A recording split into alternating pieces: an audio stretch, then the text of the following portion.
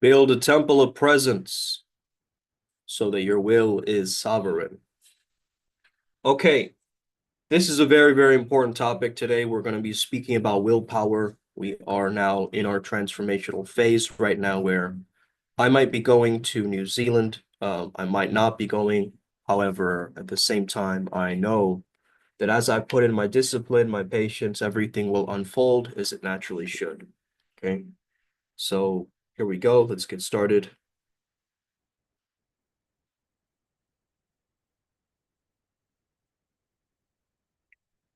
Just changing these settings here. Can I change them from here? No.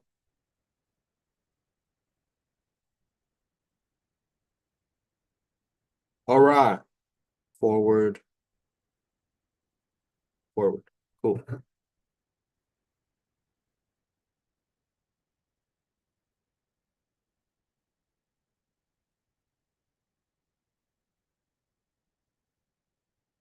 Okay. Let me just edit the settings here then. It'll be much easier.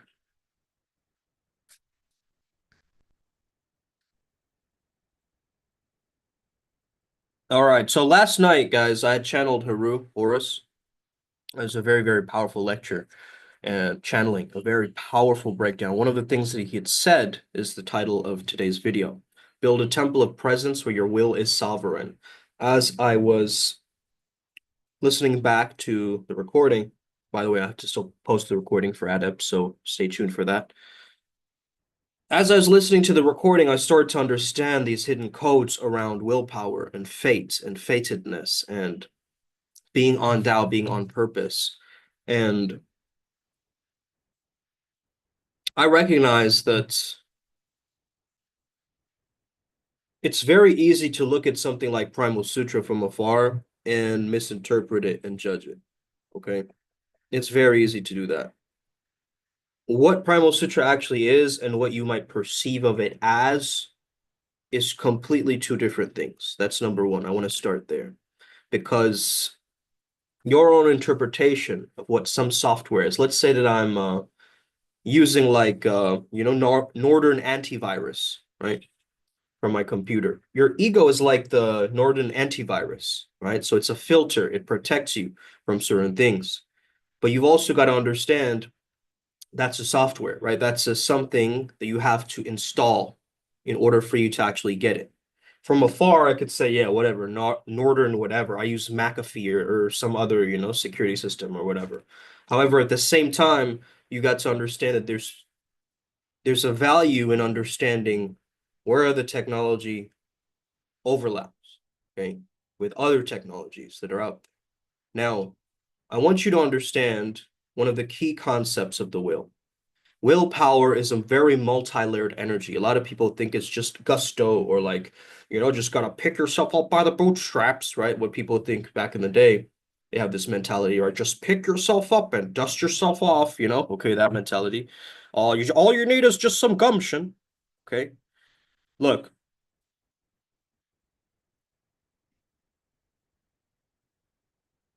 I'm gonna break some there are going to be some major wisdom tsunamis here. So number one, willpower is a very multi-layered energy, okay? It's not just your ambition, it's not just your drive. There's a magnetic and emotional force there that is attractive to reality. And there's many subtle aspects that often go unrecognized in spiritual traditions, right? Because a lot of people, when they associate will, they think of like Satanism and like Crowley's work, and stuff like this. However, the will, there's a trinity of consciousness, okay? So the will integrates the thinking center, the intellectual, the feeling center, the emotional, and the moving center. So this is almost like the core of manifestation if you think about it, okay? You understood that whatever you hold in your imagination is what is saddening you or upsetting you, right? So how you use your imagination is ultimately going to help you go into the version of you that you truly prefer, right? Not the version of you that you don't want to have it evolve. So it functions like a negative charge of a battery almost, right? You're attracting through magnetism. While the heart symbolizes unity and compassion, the will focuses on your needs, okay, your individuality, your personal desires, and it combines emotional energy and action to shape reality. So it's like this very masculine will with a feminine surrender tied together. Okay. So the thing about it is the will's role in manifestation. It combines emotional energy and action, as I mentioned. So that means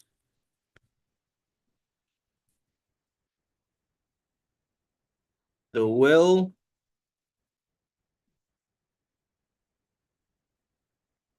can attract what we deny as well as what we desire. This is the nuance, the subtle nuance here that I want you guys to understand. Okay. The will is deeply tied to your own evolution and to truth. When the will is blocked or denied, it leads to feelings of aimlessness.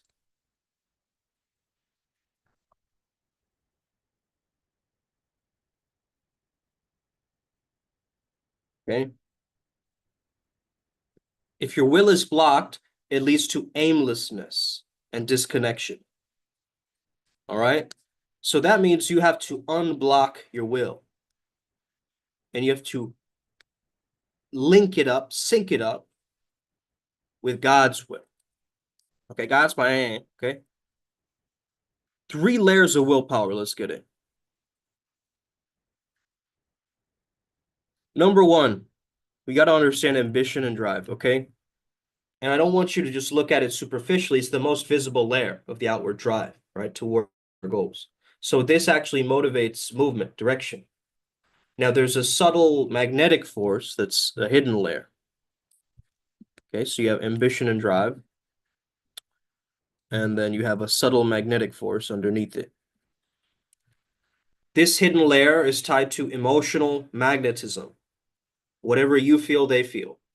Okay, whatever they feel, you feel. This layer attracts suppressed or judged desires, highlighting the need for integration rather than denial.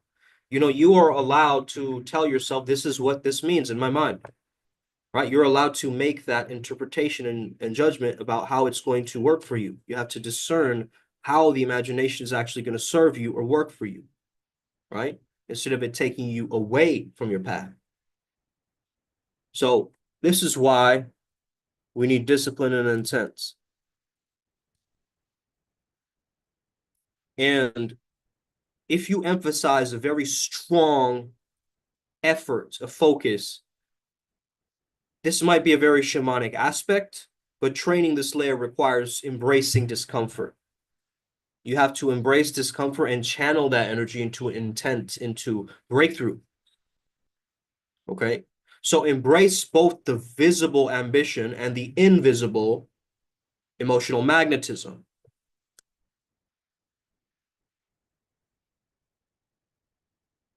Avoid judging or denying desires, integrate them across deeper truths. Okay? So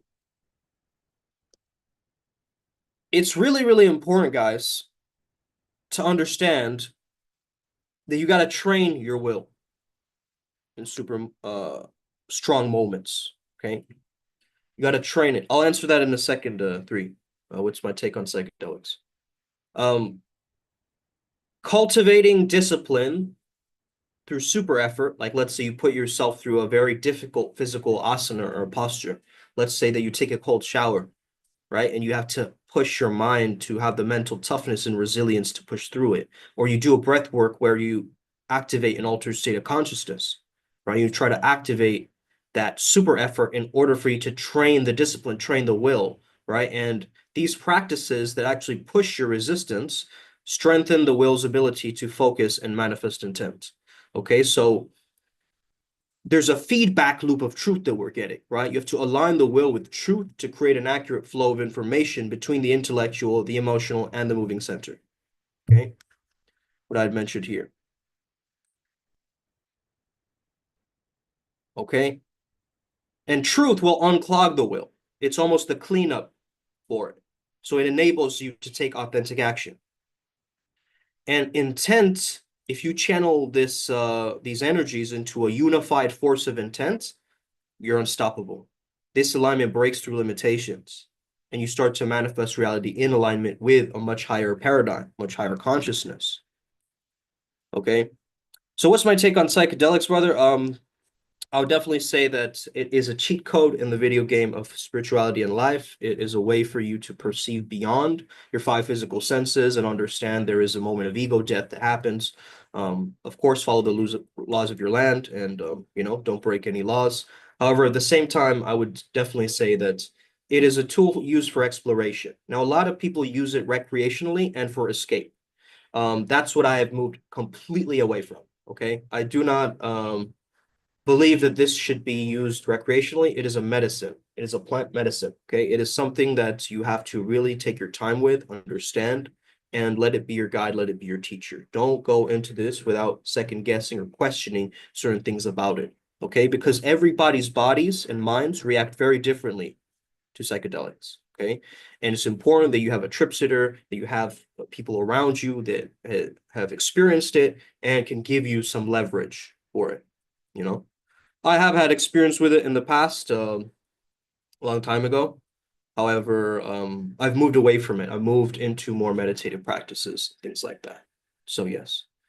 Let me paint a picture for you, okay? I'll get back to that in a second. So let me paint a picture for you on the topic at hand. Life operates with two dials, faith and willpower. Some people crank one dial all the way up and leave the other one barely spinning, right? So it's like you're trying to drive a car with one flat tire. You're going to get nowhere faster. There's going to be a spectacular crash. So that means, okay, so let me tell you these three people. The first is the people with high faith and low willpower. These folks trust the divine plan and sit back expecting miracles to do the heavy lifting for them. But spoiler alert, miracles need muscles too, right? If faith is the compass, willpower is the ship. Without action, you're just floating around aimlessly, right? Praying for the wind to push you to the shore. Next, we have people with high willpower, but low faith. Okay? These are the grind warriors, the hustle 24/7. These are the people who think they can brute force their way through life with sheer hustle. But no matter how strong your paddle strokes are, if you don't believe in the river's flow, you're fighting water.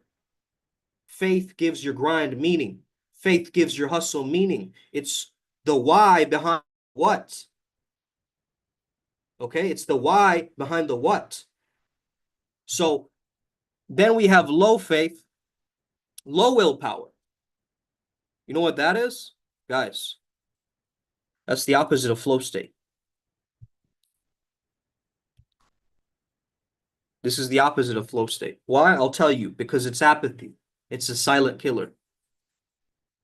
You don't trust life and you don't trust yourself. That's when the void creeps in, whispering all kinds of, sounds and of despair in your mind. So your first step is pick a spectrum and start building one dial at a time. Okay? A little bit more willpower, a little bit more faith, a little bit more willpower, a little bit more faith. Okay? You start building it. You start moving ahead with it. You have a really solid philosophy and understanding of your life.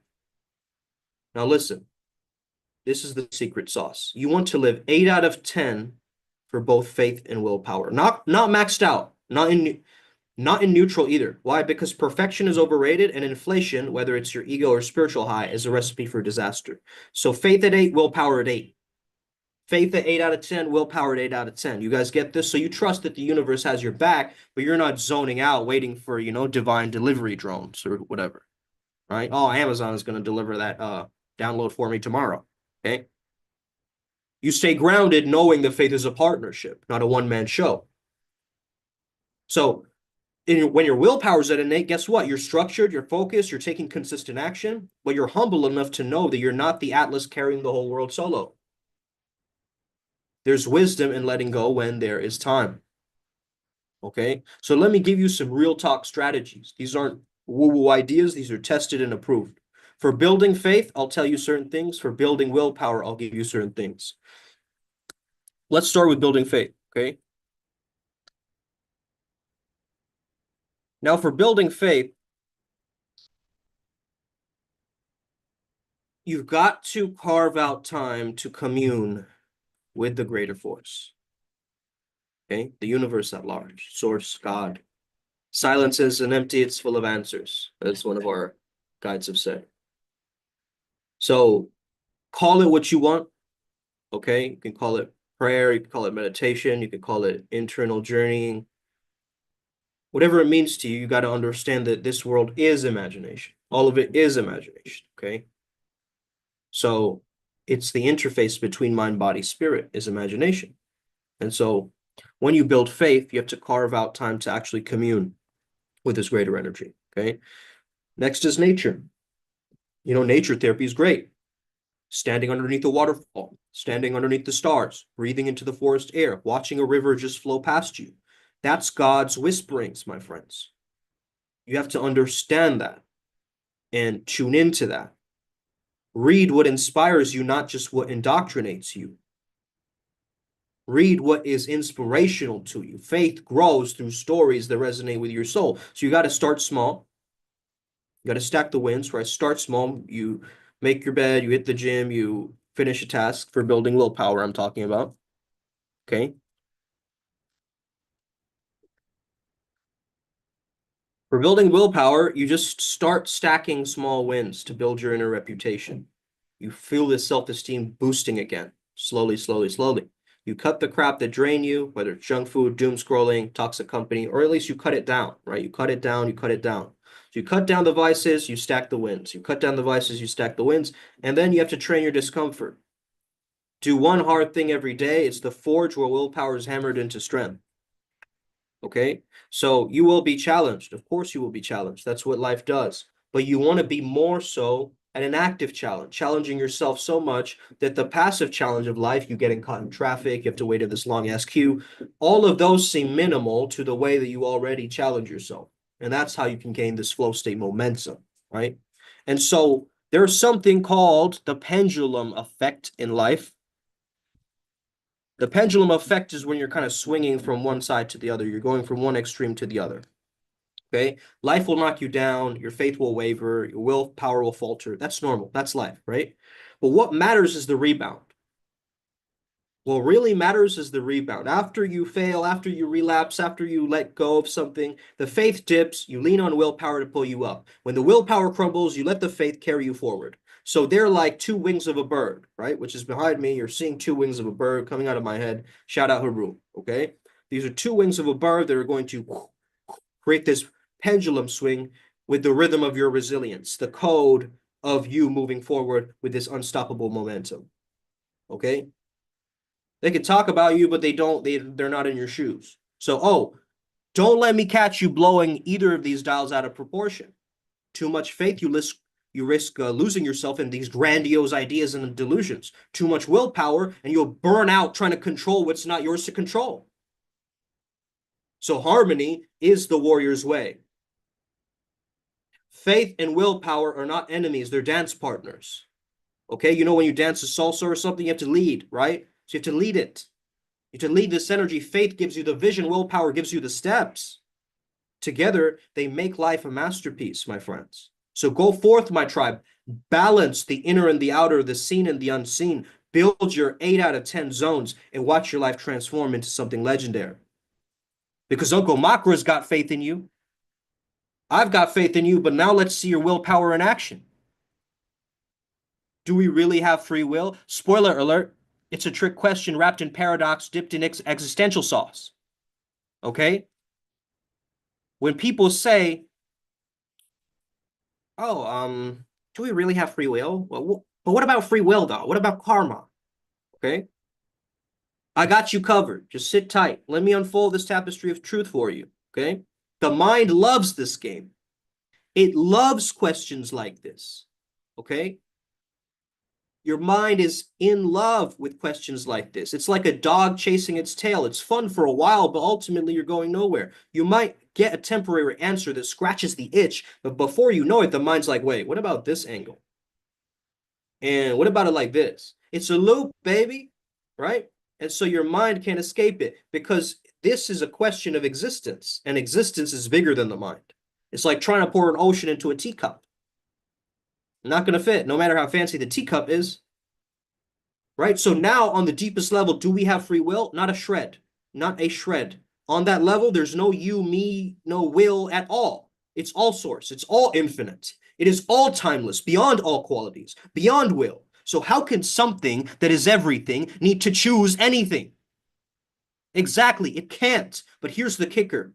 Source manifests this whole game, this grand illusion. The universe is like a movie script, perfectly written, with all the twists and the plot twists and turns and heartbreaks and triumphs. And guess what? Your free will is part of that script too.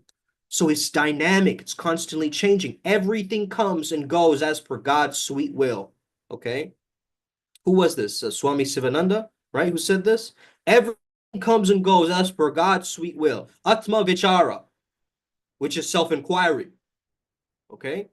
I will face the all of creation with willingness and love and be thankful for all the experiences I've encountered with the gratitude of a child. Let's go.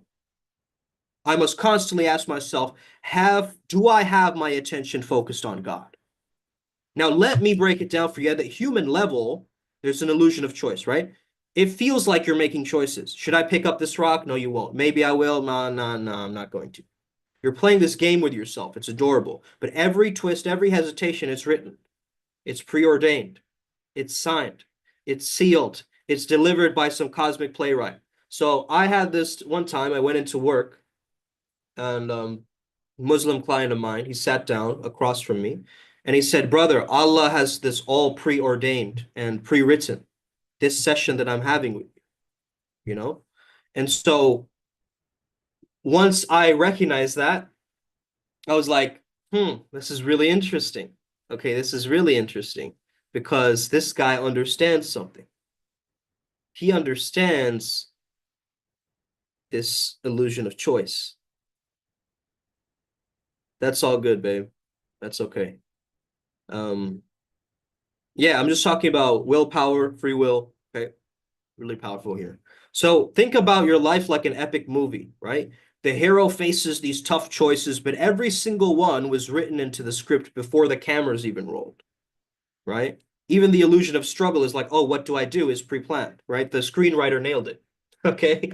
So I love this idea that this is all preordained.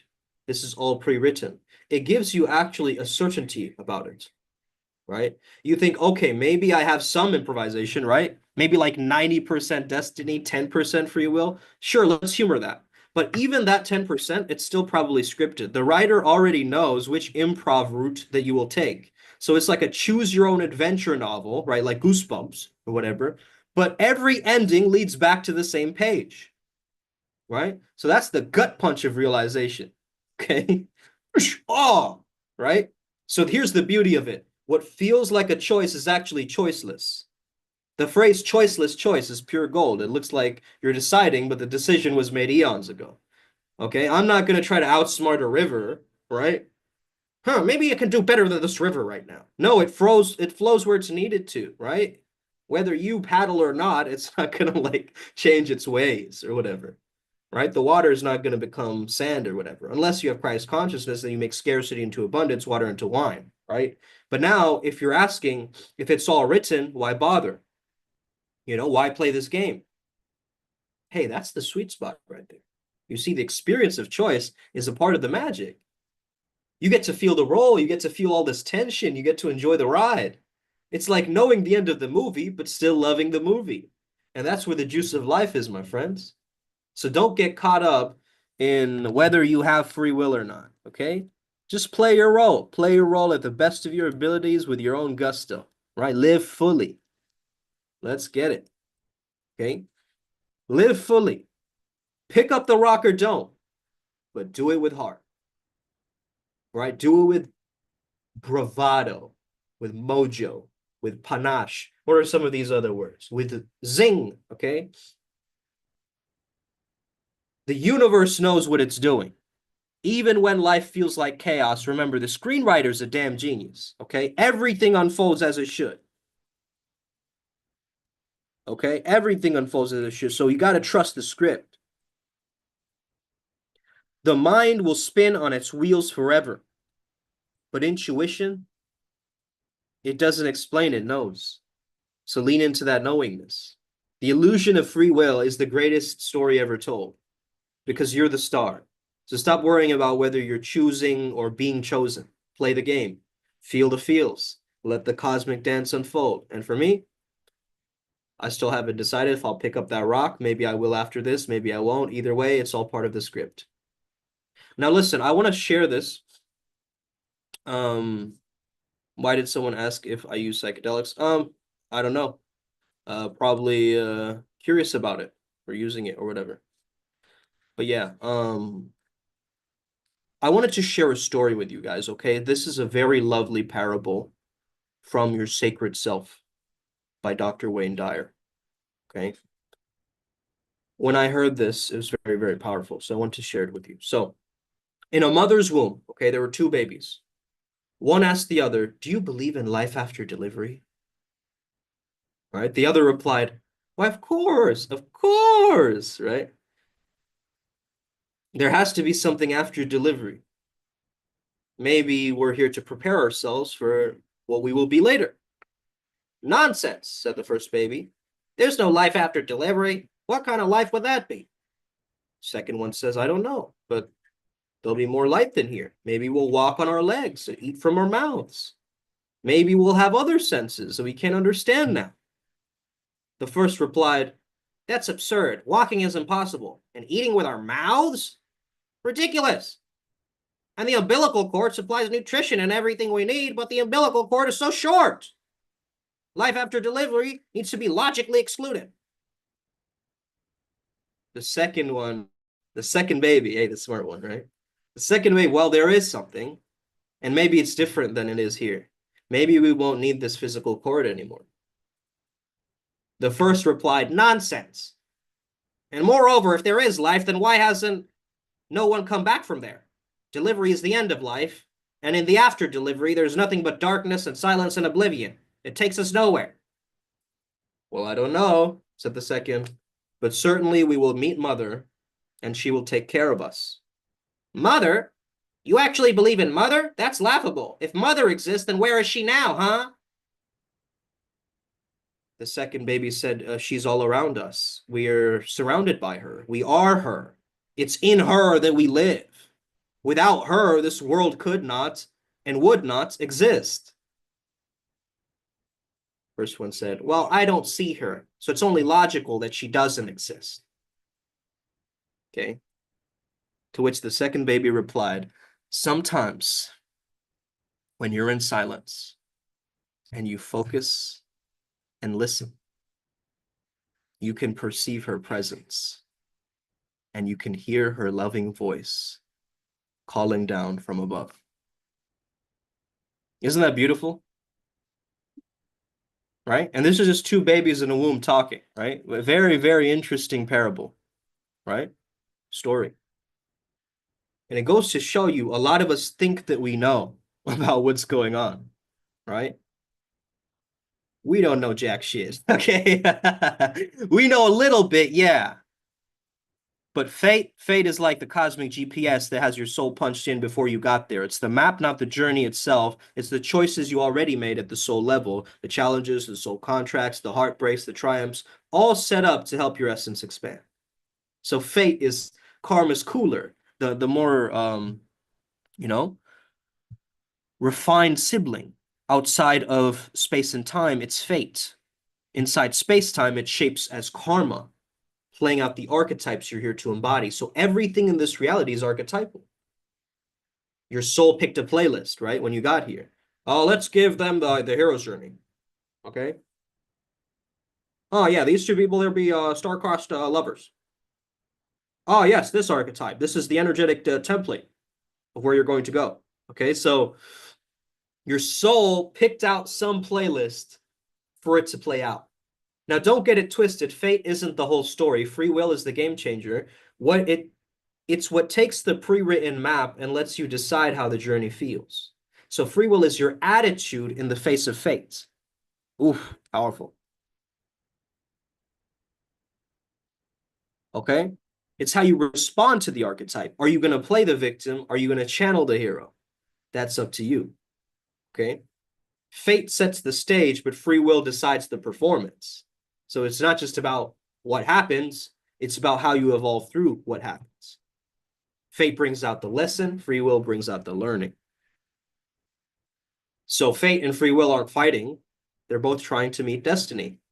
And destiny is the ultimate dance floor where your essence grooves to the beat of universal consciousness. Many people confuse destiny and fate. Okay.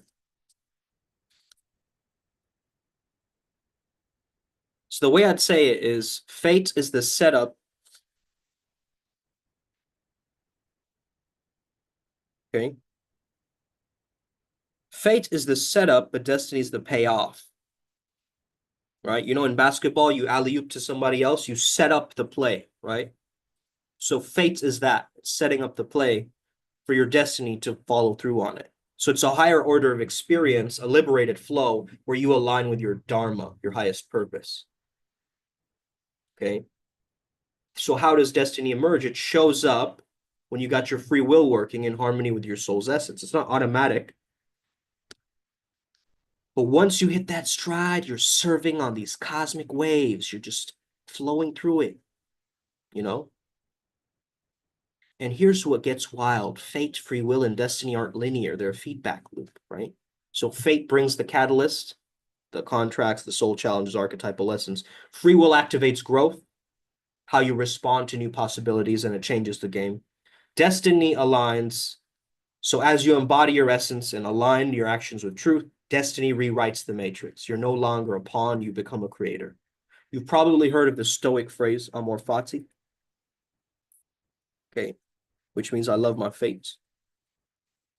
And here's what it means, straight from my soul. Fate isn't your enemy. It's your stage for greatness.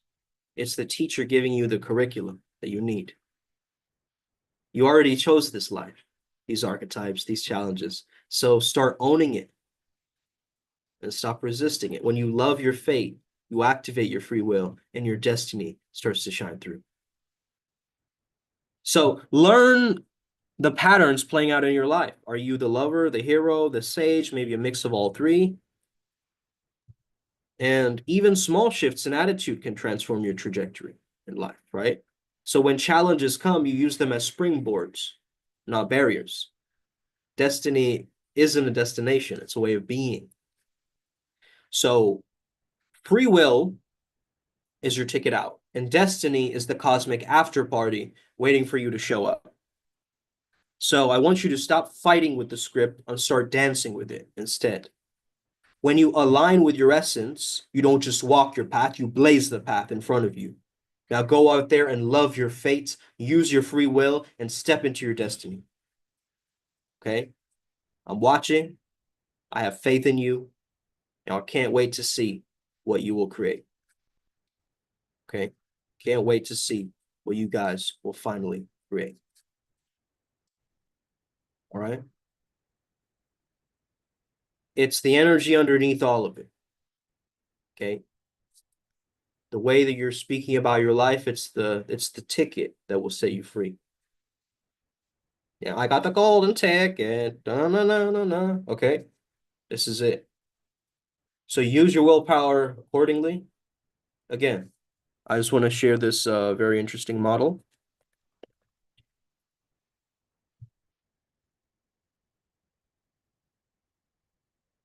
Let's see here. Maybe I can screenshot this.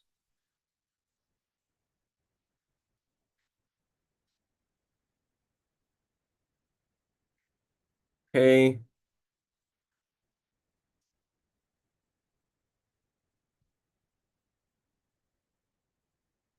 All right, one second, guys. Let me show you this model. It's called the Dilts model. I think it's very, very interesting. All right.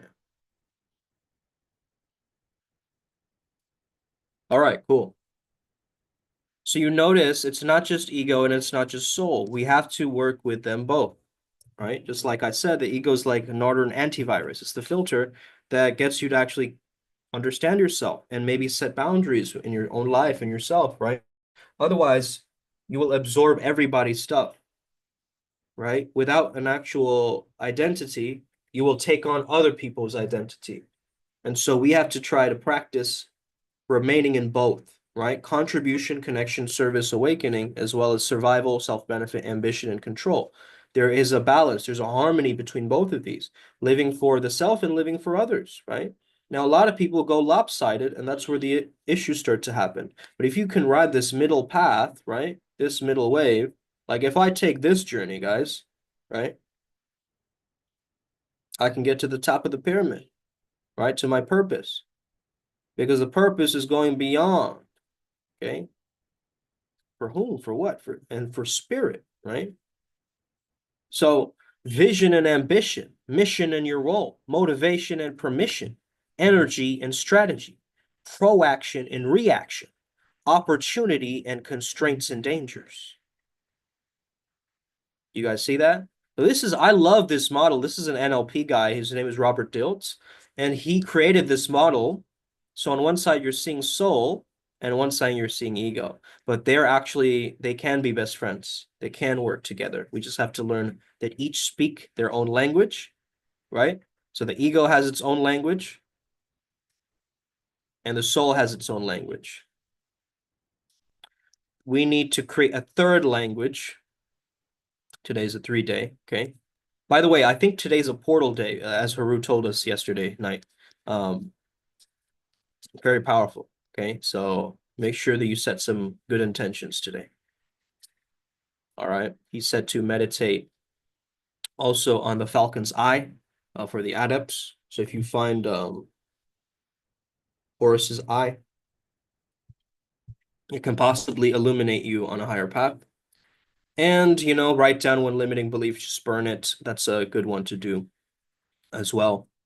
And yeah, and mirror work. Mirror work is also very, very essential. Okay, looking at yourself in the mirror and understanding beyond what your physical body is showing you, right? You might look in the mirror and be like, oh, I have like this weird rash, or I have this pimple, or I have this, nose thing that's itching, or you might see these little egoic things, right, that show up. And of course, it's trying to measure this stuff, your survival, your self-benefit, your ambition, your control. But then you have the 5D essence, right? So this is how our 3D and 5D selves merge, okay, to create a 4D reality. The 4D reality is where we're living in the spiritual life, the unseen worlds, we're able to interact with them, right? So this three-dimensional model of polarity and duality gets you to survive. But then we go beyond it. We enter love and compassion. We enter non-dualism and oneness. And then from there, we have this time. And we can understand how we use our time, and time management is very, very key into accessing this particular state of being, okay? As we're changing our reality through the 4D, through the manifestation, through the time gaps, the little moments of micro moments of connection and flow that we're creating, okay? So this is a very interesting model, I like it. I like it, okay? I wish more people would open their minds to thinking like this, to understanding this, because a lot of people, the ego is confused with arrogance or conceitedness or being very full of yourself, big-headed, rather than actual protection, which it's its main purpose, right? It's survival. So negativity is for our survival, right? We got to understand that. However, there is an invisible positivity also working behind the scenes that we have to connect with. And once we connect all of that, listen, guys, all my life is the sine wave of flow, right? All I'm doing is I'm finding a way to generate this energy, right? So there might be ups and downs in my life, but I still find ways to maintain my own rhythm, my own code. frequency, right? So I'm honing into it. I'm refining it as I'm living throughout the day. You know, something excites me, something moves me, something touches my heart. I will lean into it. I'll start to explore it, but I won't get sidetracked, right? Because I have a mission, and this mission is greater than me, right? It's bigger than my little old me ego. It's global essence, right? And it's transformational essence to give back. And I think that's beautiful. When we can give our gift, we get lucky, as I said before, right? So now that we understand this, you have to live fully, trust the script, and trust your intuition a little bit more as you also tap into this willpower. Okay. So remember, it's going to attract what you deny or resist or push away, as well as what you desire. It's looking for what? Emotional spikes. Your will looks for emotional spikes. Okay. So if you can remain slightly above neutral, and you can go 8 out of 10, 8 out of 10, willpower 8 out of 10, faith 8 out of 10. Why am I not maxing these statuses out? Because it's going to crash. Okay. 8 is a good number because it's quite high and it's up there. And you generate this flow. And also, 8 is the flow state frequency, right? 8 hertz per second. That's the frequency of flow, or the earth also. 7 point something is like the earth's Schumann resonance, I believe. But yeah, I've done a lot of work and study into sounds and frequencies and stuff like this. So I find it very fascinating. But yeah, willpower and faith, you got to find a rhythm for. Okay. Willpower, faith, willpower, faith, willpower, faith, willpower, faith. And you create this resonance, right? You resonate at it, you attune to it.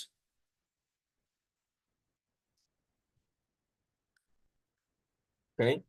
So let's say, I'll give you an example. Let's say that you're going out and someone is like, yeah, but you shouldn't be doing that like that. Right? The workplace told you not to exactly specifically do it like that. So you can't do it like that.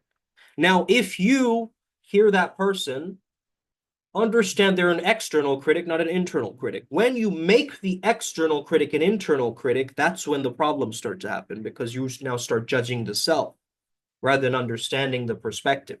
So if someone is going, yeah, but you shouldn't really do it like that, and you're like, oh, that's how I sound in my head. Yeah, I shouldn't have done it like that. They caught me. That bad feeling of you feeling the reaction from them, that's actually going to make it worse rather than you observing it and understanding that they're telling you something, but it has nothing to do with you, everything to do with them, right? It's their own projection or something. So when you get wrapped up in other people's storylines, you also take on their karma, right? You take on their dense emotions. But it's really, really key and important to protect yourself, especially if you have visualization going out. What's your favorite color? If you have your favorite color, be like a globe, an orb around you, right?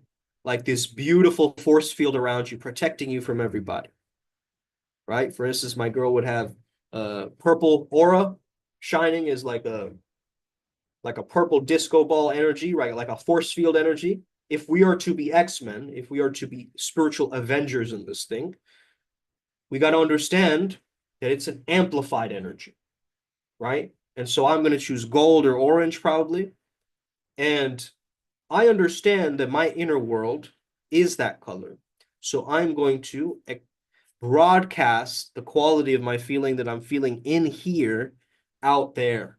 And this is the real art form of authenticity, is you allow yourself to purely translate your inner world, right? It's got to still be relevant to what you're doing. However, at the same time, you can pretty much express yourself without a need to second guess yourself.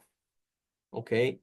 And you do this by bringing safety into the body as you're communicating something very difficult, bringing more aliveness, presence in the body as you're communicating. So sometimes you might be like, listen, I need some space for this to think about this, or let me get back to you on this, or, like you need to create delay times in order for you to actually move with this energy, right? So once again, let's recap. The will integrates the intellect, the emotions, and the movement.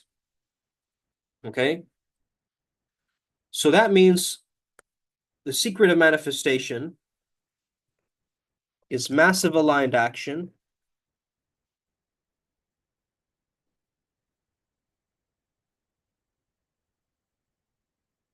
with no attachment to the results. What do I mean by this?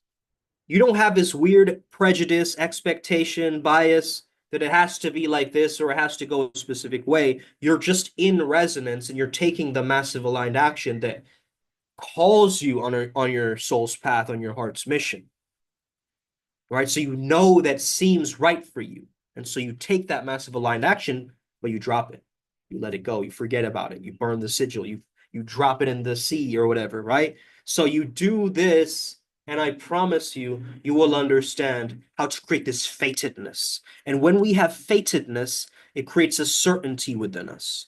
It makes us realize that we walk our talk. We know what we're talking about. We understand how we live this thing and embody this thing. That this isn't just a made up, copy. This is a personalized experience that each of us are living through. And so have high faith, high willpower, and not one of these alternatives that's going to skew you. Okay? Let's end it here. Have an incredible day, guys. I have to get going. I have work today. All right. If you have any questions, let me know. Otherwise, let's end it in 5, 4, 3, 2, 1. Thank you so much for tuning in, guys. I hope you have an incredible rest of your day. May the flow be with you. Stay legendary. And remember, today's a portal day. Okay. Today, something new, the divine three, the energy of three. Okay. My girl was also sharing something about three on the palms. Okay. That tells us our journey. But again, I don't want to share too much about this stuff. Okay. If you're really curious, ask me. And yeah, let's create miracles. Okay. By the way, right here, I'm drinking this thing. It's called colloidal gold. These are pure nanoparticles. So miracle gold, baby. Let's get it. So I just take a little bit. It's amazing for IQ, tissue repair, immunity building. Let's get it. Upward spiral gang. May we never be the same again. Much love, guys. Miracle gold, baby. Let's